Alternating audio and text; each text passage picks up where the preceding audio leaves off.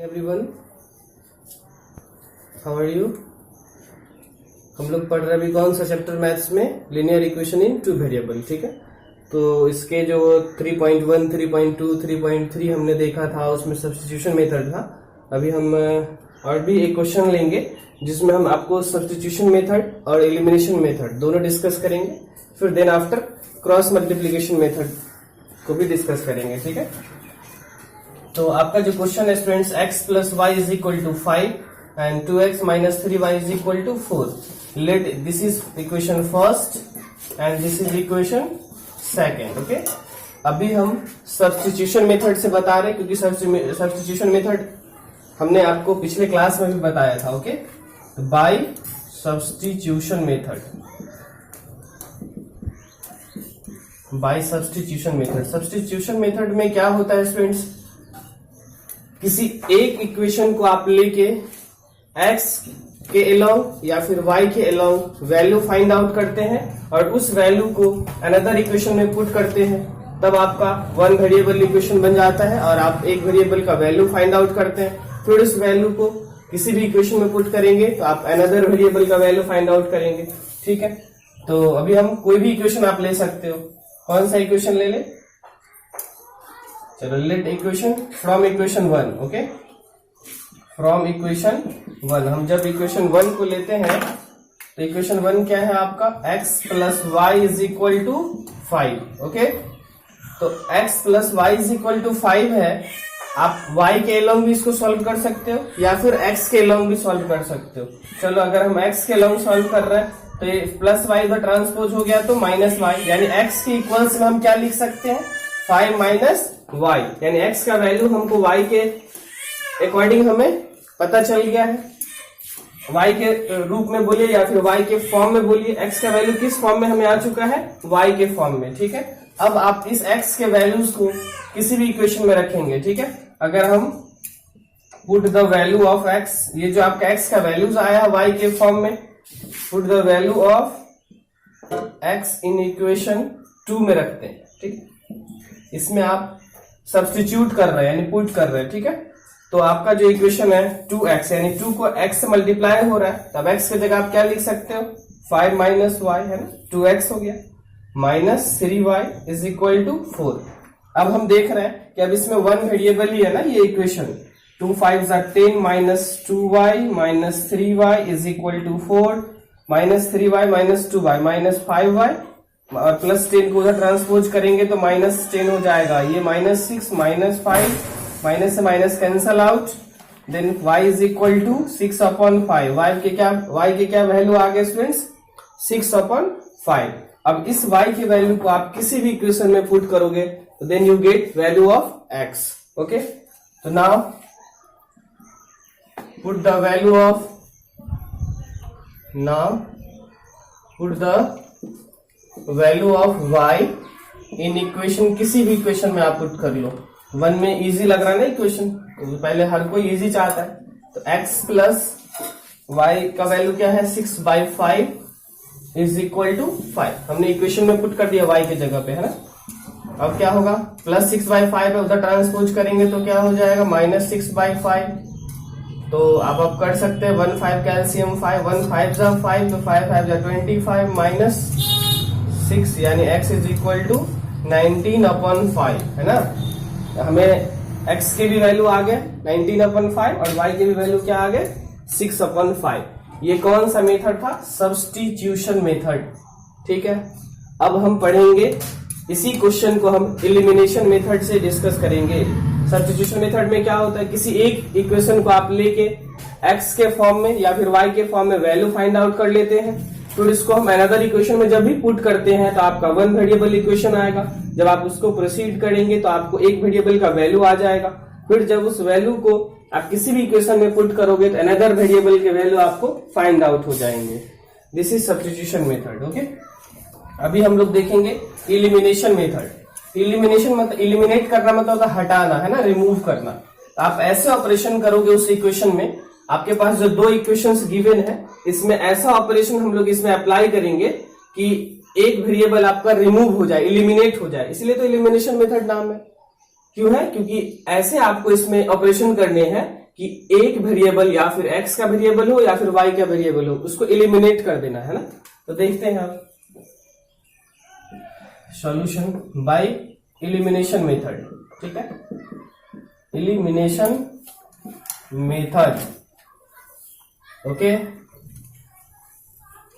Elimination method में हमने बताया कि आप ऐसा ऑपरेशन अप्लाई करो कि एक वेरिएबल को रिमूव कर दो, है ना। तो हम देख रहे हैं यहाँ पे x का जो आपका इसके जो कॉफिशिएंट है 1 है, यहाँ 2 है ना, और साइन भी दोनों में प्लस वाला है, दोनों में प्लस साइन है। बट y में क्या है, यहाँ प्लस साइन है, यहाँ माइनस साइन है, साइन अपोजिट है, ठीक है। और अगर यहाँ 3 है, यहाँ भी अगर 3 आ जाए, ठीक है, आप गौर से देख रहे हैं, फर्स्ट इक्वेशन में आपको y के जो कॉफिशिएंट है वो 3 हो जाए और आप दोनों इक्वेशन को ऐड करोगे तो y टर्म एलिमिनेट ही हो जाएंगे ना। तो देखो, तो मल्टीप्लाई, और आपको 3 आने के लिए क्या, इक्वेशन 1 को क्या करना पड़ेगा, मल्टीप्लाई इक्वेशन 1 बाय 3 से मल्टीप्लाई करने होंगे और फिर एंड ऐड करने होंगे इक्वेशन 2, ठीक है। आप अगर इस ऑपरेशन को अप्लाई करते हो, इक्वेशन 1 को 3 से मल्टीप्लाई करोगे और इक्वेशन 2 को ऐड करोगे, तब देखो क्या होगा। इक्वेशन 1 को अगर आप 3 से मल्टीप्लाई करोगे तो 3x प्लस ये हो जाएगा 3y, ये हो जाएगा 15, 3 5 जा 15, क्योंकि आपने 3 से इक्वेशन 1 को मल्टीप्लाई किया है ना। चलो, और फिर कह रहा है साथ में क्या ऐड करना है इक्वेशन 2 को। इक्वेशन 2 क्या है, 2x minus 3y is equal to 4। जब आप ऐड करते हो, ऐड में साइन चेंज नहीं होता है, साइन चेंज सब्ट्रैक्शन में होता है। ये प्लस y, ये माइनस y एलिमिनेट हो गया ना, 3x 2x 5x is equal to 15 और बाई 4 आगे 19। अब इसको आप प्रोसीड करोगे तो क्या हो जाएगा, x इज इक्वल टू 19/5। आपका ऐसे भी आया था, सब्स्टिट्यूशन मेथड से भी x के सेम वैल्यूज आए थे। मेथड आप कोई भी अप्लाई करोगे वैल्यू सेम ही आएंगे, ऐसा नहीं कि एलिमिनेशन मेथड से कुछ और आएगा, सब्स्टिट्यूशन मेथड से कुछ और आएगा, ठीक है। तो हमें एक वेरिएबल का वैल्यू आ चुका है ना एलिमिनेशन मेथड से। हमने एक ऐसा ऑपरेशन हमने अप्लाई किया कि एक ही वेरिएबल के टर्म ही एलिमिनेट हो गए, है ना। तो दूसरे वेरिएबल के हमें वैल्यूज आ चुके हैं। अब इस वैल्यूज को आप किसी भी इक्वेशन में पुट कर लो, जो भी इजी लगे, है ना। तो आप put the value of x in equation, अगर आप किसमें पुट करना चाहते हो, 2 में, चलो 2 में, इक्वेशन 2। x के जो वैल्यूज हैं 2 इंटू x के वैल्यूज क्या है, 19/5 है ना, minus 3y is equal to 4, ठीक है। 19 2 जा 38/5 है ना, 38/5 तो है। अब उसको हम उधर ट्रांसपोज करेंगे तो अभी कर दे क्या, चलो नेक्स्ट टर्म में करते हैं। 38/5 minus 3y y1 is equal to 4। चलो यहाँ के बाद हम इधर से ऑपरेशन लेते हैं यहाँ, तो ये क्या है, माइनस 3y, वेरिएबल टर्म्स इधर ही रह जाएंगे, बाकी इसको ट्रांसपोज जब हम करेंगे तो क्या हो जाएगा, 4 माइनस 38/5, ठीक है। चलो 5 1 जा 5, 1 5 जा 5, 4 5 जा 20 माइनस 5 1 जा, तो यही होगा ना, माइनस 3y, ठीक है।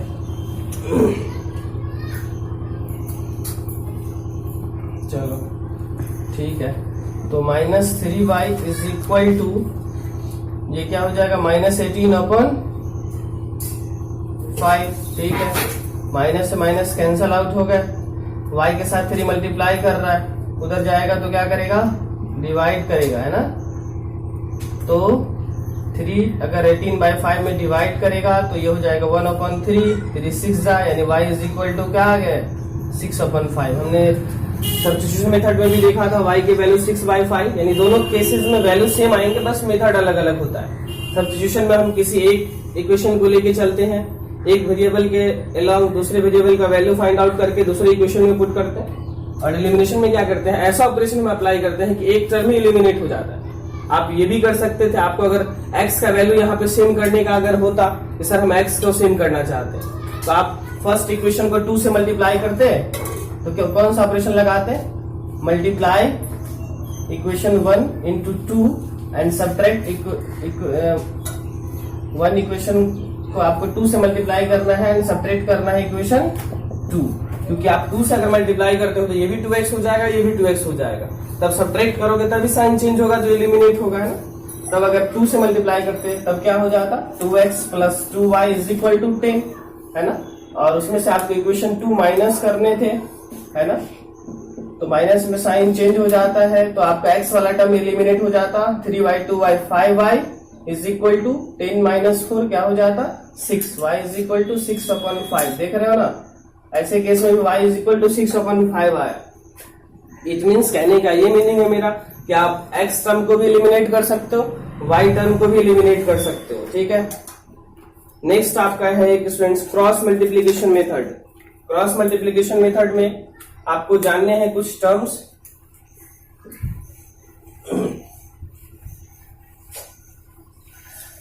क्रॉस मल्टीप्लीकेशन में जब आपका केसेस मैंने बताया था, ओनली वन सॉल्यूशन का जो केसेस होते हैं, a1 by a2 is not equal to b1 by b2, इस केस में ही आपका क्रॉस मल्टीप्लीकेशन मेथड यूज होगा, ठीक है। ध्यान रखेंगे कि किस केस में आपका यूज होने वाला है, a1 by a2 is not equal to b1 by b2। अगर इस केस को फॉलो करेगा आपका given system of equations, then आप क्रॉस मल्टीप्लीकेशन मेथड यूज कर सकते हो, अदरवाइज नहीं यूज कर सकते। इसके जो फॉर्म होते हैं आपके पास, जो हमने देखा था ना कि दो सिस्टम ऑफ इक्वेशन से a1x plus b1y plus c1 is equal to 0, दूसरा वाला था a2x plus b2y plus c2 is equal to 0। ये सिस्टम ऑफ इक्वेशंस गिवन थे आपके पास। अगर इस फॉर्मेट में गिवन, इसी फॉर्मेट में तो होते ही है, तो आप क्रॉस मल्टीप्लीकेशन मेथड में कैसे अप्लाई करते हो, देखो a1 से स्टार्ट नहीं होता।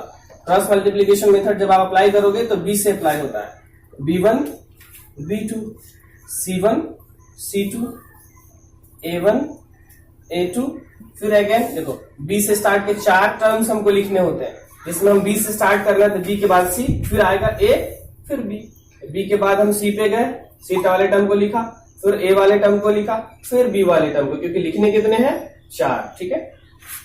और आपका जो हम दूसरा कलर मार्कर यूज करते हैं ताकि आपको ज्यादा समझ में आएगा। फिर हम ये क्रॉस मल्टीप्लीकेशन मेथड नाम ही है, तो हम क्रॉस मल्टीप्लीकेशन ऑपरेशन यूज करते हैं ऐसे, जैसे आपको दिख रहा है ना, वैसे ही यूज करेंगे। आपका जो फर्स्ट वाला x के लॉन्ग होता है, second y, third is equal to 1, ठीक है। इट मीन्स अगर आप इसको जब एज अ फॉर्मूला यूज करेंगे तो आप क्या लिख सकते हैं, x by b1 c2 b1 c2 minus b2 c1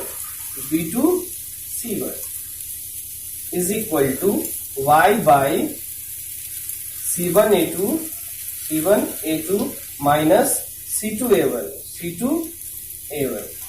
is equal to a1 b2 sorry 1 upon, क्योंकि 1 है, 1 upon a1 b2 minus a2 b1, ठीक है। यानी ये आपके, अगर ये फॉर्मेट है, इस फॉर्मेट में आएंगे, फिर क्या करेंगे हम, आपके इसका क्या मीनिंग है कि सारे इक्वल्स टर्म्स है ना, तो जब आप पुट कीजिएगा तो ये आपके कांस्टेंट टर्म आएंगे। कौन से टर्म आएंगे, कांस्टेंट, ये y वेरिएबल के टर्म्स है, ये x वेरिएबल के टर्म्स है, और तीनों इक्वल्स गिवन है, तो आप x वाले को इस टर्म से भी इक्वेट कर सकते हैं, क्योंकि तीनों में जब इक्वल्स है तो आप इस टर्म को इससे भी इक्वेट करोगे तो आपका x का वैल्यू आ जाएगा। अगर इस टर्म को इससे इक्वेट करोगे तो फिर क्या आ जाएगा, y का वैल्यू आएगा। ये बातें थोड़ी आप लोग को ऑड लग रही होगी, हम एक एग्जांपल के थ्रू बताएंगे और अच्छे से समझ में आएगा। तो हम देखते हैं, एक क्वेश्चन लेते हैं, फिर बताते हैं।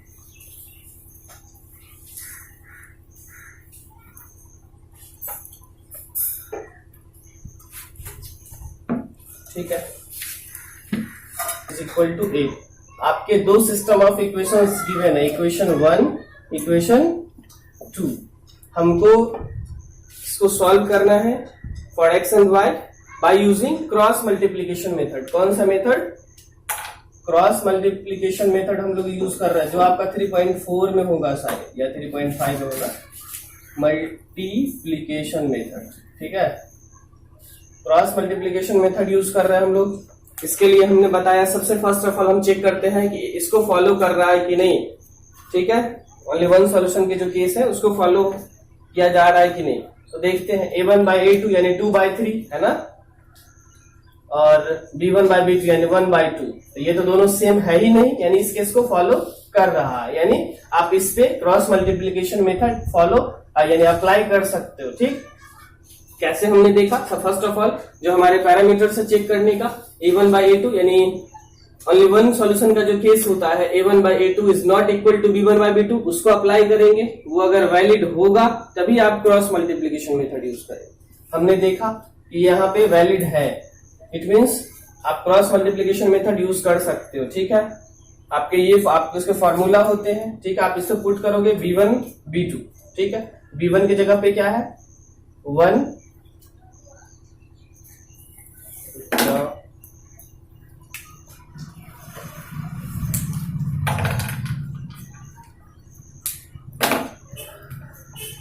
b1 की जगह क्या है 1 सॉरी, और b2 की जगह पे क्या है 2, कोई प्रॉब्लम।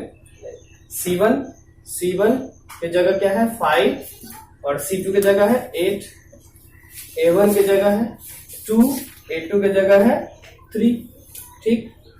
b1 b2 की जगह फिर से वही आने को है ना 1 2। चलो अब क्रॉस मल्टीप्लीकेशन मेथड यूज करते हैं, ठीक है।